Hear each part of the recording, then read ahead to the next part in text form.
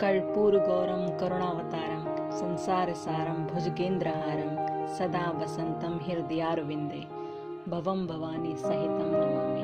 ओम नमः शिवाय। जय श्री राधे कृष्ण मित्रों, आज हम सभी शिव महापुराण के कथा परिचय को आरंभ करेंगे और इस परिचय में आपको समझ आएगा कि शिव महापुराण कथा है क्या, इससे फायदा क्या है सुनने से और करने से, और शिव का मतलब क्या है।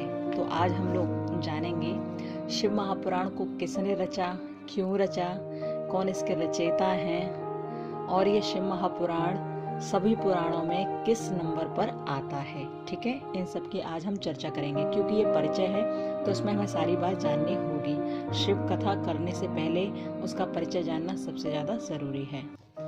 देखो मित्रों, आप जानते तो होंगे ही कि 18 पुराण हैं। 18 पुराणों में बहुत सारी चीजें लिखी हुई हैं। अब पहले तो ये सोचिए कि 18 पुराणों की जरूरत क्यों पड़ी बनाने की। आपको पता है ना कि 4 वेद हैं हमारे, ऋग्वेद, यजुर्वेद, सामवेद और अथर्ववेद। ठीक है, तो इन वेदों की जो भाषा है ना बहुत क्लिष्ट है, बहुत कठिन भाषा है। उस कठिन भाषा को हर कोई समझ नहीं पाता, इसलिए उस कठिन भाषा को सरलतम रूप देने के लिए वेद व्यास जी ने 18 पुराणों की रचना की। और ये 18 पुराणों की रचना की ना, इन 18 पुराणों में चौथे नंबर पर आता है श्री शिव महापुराण। जो 18 पुराण है ना, जानते हो वो कौन कौन से हैं? ब्रह्म पुराण, पद्म पुराण, विष्णु पुराण, शिव पुराण। अच्छा, शिव पुराण को वायु पुराण भी कहा जाता है। और उसके बाद आता है भागवत पुराण, फिर नारद पुराण। ये हो गए 6 पुराण। ठीक है, और 7वां है मार्कंडेय पुराण, फिर अग्नि पुराण, फिर भविष्य पुराण, फिर ब्रह्म वैवर्तक पुराण, फिर लिंग पुराण, और उसके बाद है बराह पुराण। ठीक, ये हो गए 12 पुराण। अब 13वां है स्कंद पुराण, 14वां वामन पुराण, 15वां कूर्म पुराण, 16वां मत्स्य पुराण, 17वां गरुड़ पुराण और 18वां ब्रह्मांड पुराण। इस तरह कुल मिलाकर 18 पुराणों की रचना श्री वेद व्यास जी ने कर दी। और इन्हीं 18 पुराणों में चौथे नंबर पर जो आता है उसे कहते हैं शिव महापुराण, जो वायु पुराण के नाम से भी जाना जाता है। तो इस शिव पुराण में शिव जी की महत्ता के बारे में पूरी तरह से चर्चा की गई है। अब आप ये समझ गए कि पुराणों की रचना करने की आवश्यकता क्यों पड़ी। क्योंकि वेदों की क्लिष्ट भाषा को हर कोई नहीं समझता था, इसलिए उसी वेदों की क्लिष्ट भाषा को सरलतम रूप देने के लिए पुराणों की रचना की गई। अब हम लोग पढ़ेंगे शिव महापुराण को, ठीक है, जो चौथे नंबर पर आता है। शिव महापुराण में शिव जी की पूरी तरह से महत्ता का वर्णन किया गया है।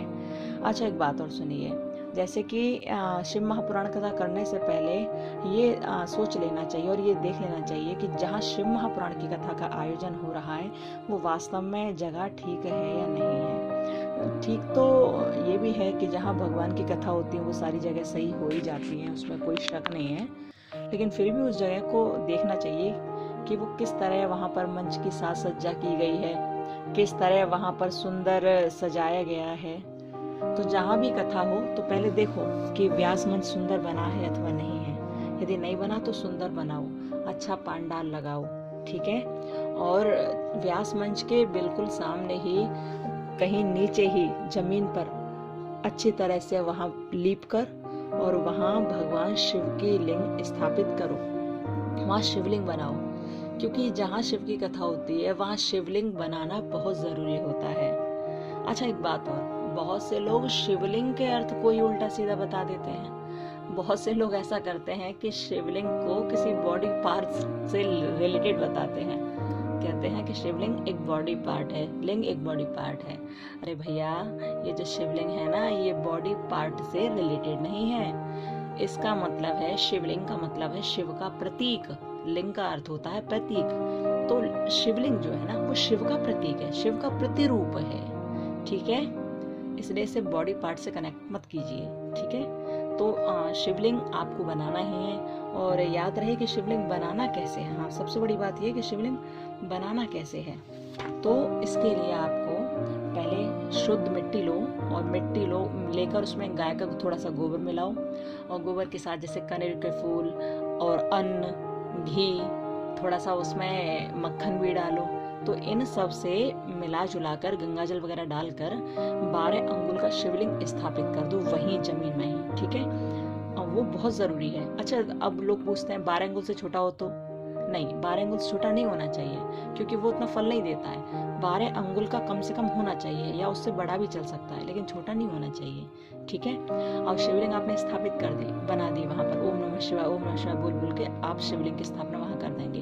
अच्छा, आपने देखा होगा शिवलिंग के चारों ओर एक घेरा सा होता है ना, तो उस घेरे का एक तरफ मुंह होता है, लेकिन मंदिर में जब हम जाते हैं तब तो शिवलिंग के चारों ओर एक तरफ ही मुंह देखते हैं उसके घेरे के। लेकिन जब यहाँ शिव महापुराण की कथा हो, उस पांडाल में, उस जगह पर जो शिवलिंग बनाए और उसका जो घेरा बनाए, उस घेरे के दोनों ओर मुख होना चाहिए।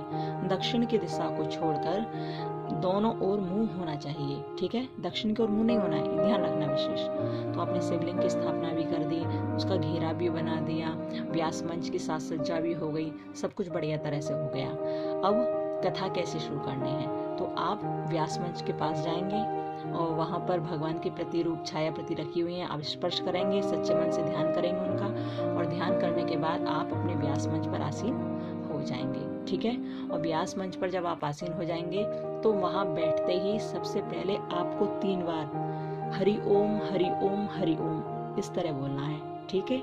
जब आप वहाँ बैठकर बोलोगे, अब बहुत लोग सोचेंगे कि ये हम क्यों बोले स्टार्टिंग में ही, ये इसलिए बोले क्योंकि ऐसा कहते हैं कि जब हम 3 बार हरि ओम हरि ओम बोलते हैं सच्चे हृदय से, तो हमारे उस दिन के सारे पाप खत्म हो जाते हैं। ठीक, इसलिए आपको कथा आरंभ करने से पहले 3 बार वहीं बैठकर हरि ओम हरि ओम हरि ओम बोलना है। जब आप ये बोल दोगे, उसके बाद आपको भगवान का थोड़ा ध्यान करके सबसे पहले बाबा भोलेनाथ की आरती करनी है। शिव जी की आरती आरंभ में भी और विश्राम के समय भी करनी है। कथा के आरंभ में भी आरती होनी चाहिए और विश्राम में भी आरती होनी चाहिए। ठीक है, ये विशेष ध्यान रखना है, आरती दोनों समय होनी चाहिए। और जब आप आरती कर देंगे तो आरती करने के बाद फिर आपको भगवान भोलेनाथ की स्तुति बोलनी है। स्तुति वंदना आपको बोलनी है। ठीक है। अब वंदना आप कोई भी बोल सकते हैं जो आपको अच्छी लगती हो।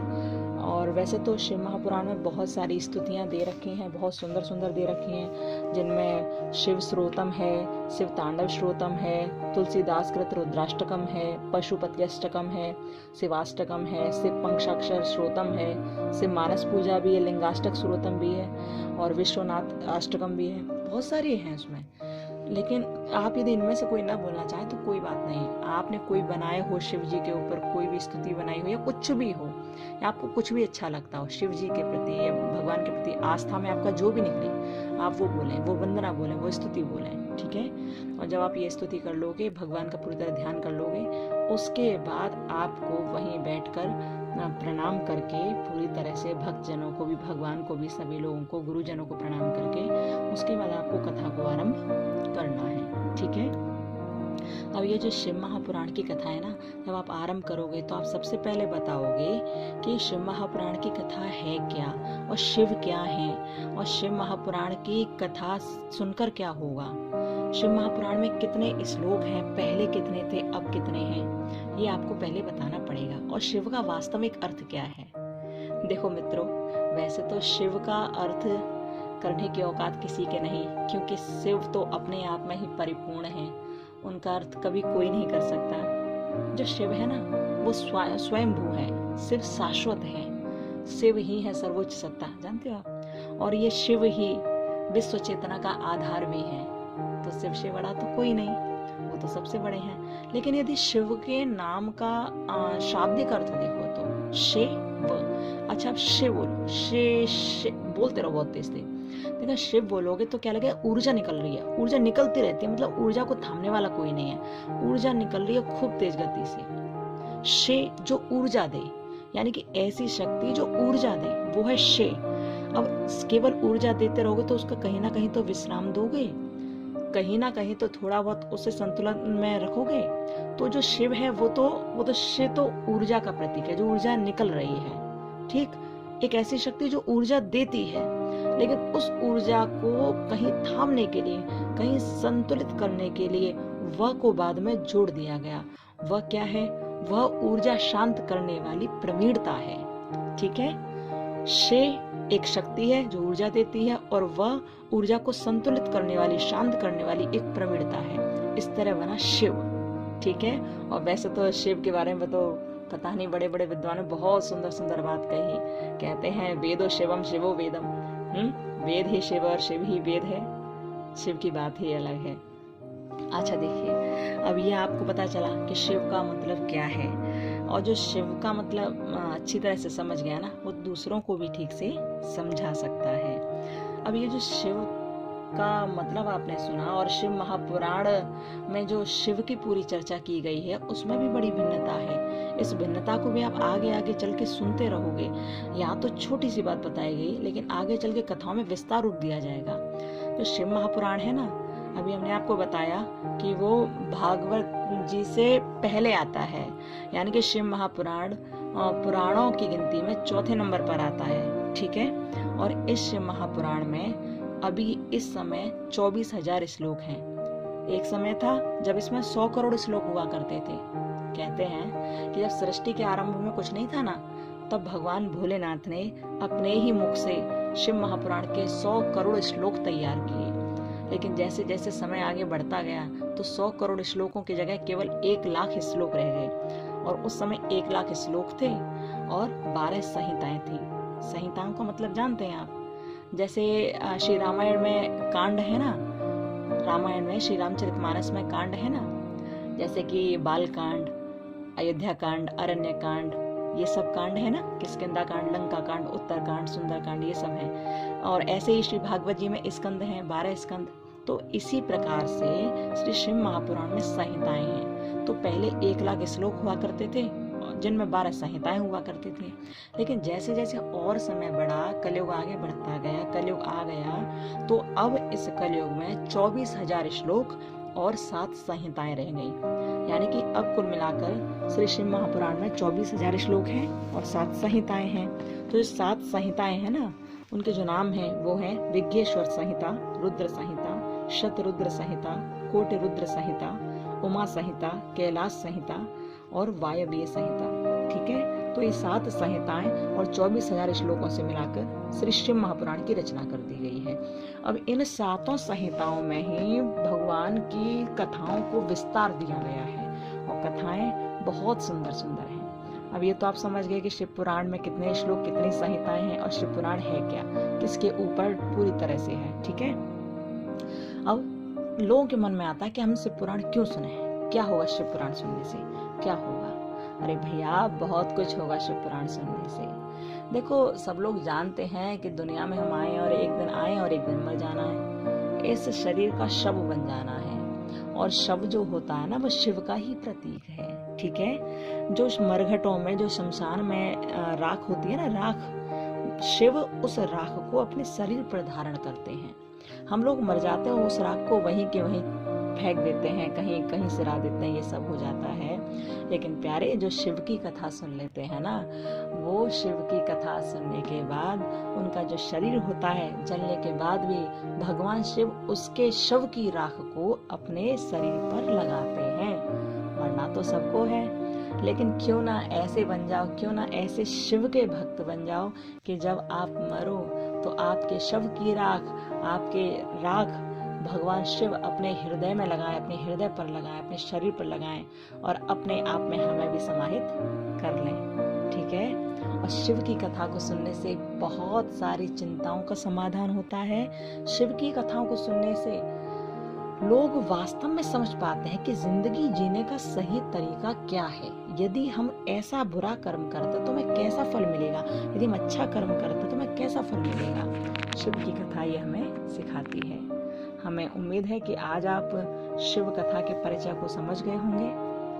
तो इनमें से आपको, इन बातों में से यदि कुछ भी नहीं समझ आया हो तो आप पूछिएगा। ठीक है, और हाँ, एक बात और, जो हमने आरती के बारे में कहा कि आपको आरंभ में भी आरती करनी है और कथा के विश्राम में भी आरती करनी है, तो यदि आरती आपको नहीं पता है शिव जी की, तो आप कमेंट बॉक्स में कमेंट कीजिएगा। ठीक है, हम आपको शिव जी की आरती बताएंगे, एक वीडियो बनाएंगे, उसमें हम आपको शिव जी की आरती बता देंगे। जो भी आपके मन में जैसी भी शंका हो इन बातों को लेकर, आप बताइएगा, पूछिएगा।